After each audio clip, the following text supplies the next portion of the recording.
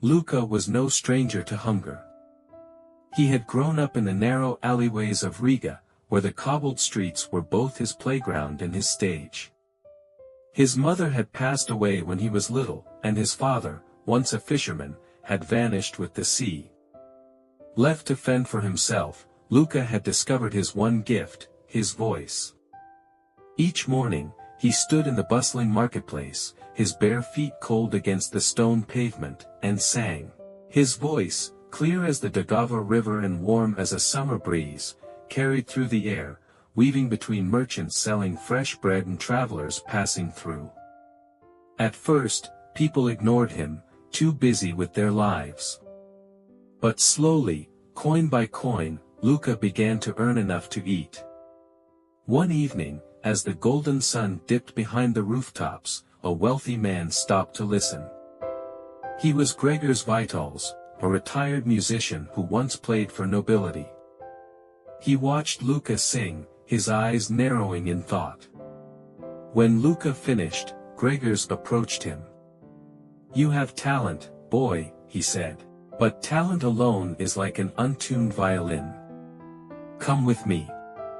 I will teach you." Luka hesitated. He had learned to trust no one but the streets. Yet something in Gregor's voice, a deep understanding, made him nod. Under Gregor's guidance, Luka trained day and night. He learned the power of storytelling in song, the way notes could rise and fall like the tides. Gregors gave him an old, battered guitar, and Luka, with fingers calloused from hardship, taught himself to play. Months passed, and Luka's fame spread beyond the market. He played in taverns, then small theaters. One day, a noblewoman named Emilia heard him perform. Moved by his voice, she invited him to sing at a grand estate gathering. It was his chance, a door to a world he had never known. That night, Luka stood before the wealthy and powerful, his heart pounding. He took a deep breath and let his music flow.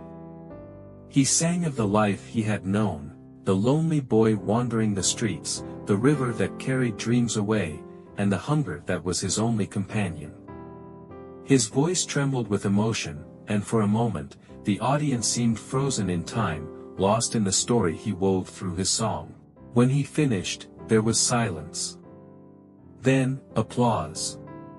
Thunderous, endless applause. From that day on, Luka was no longer just a boy singing in the streets. He became Luka the Balladeer, a name whispered in admiration across the city. But he never forgot the cold cobblestones beneath his feet, the kindness of Gregors, or the hunger that once drove him.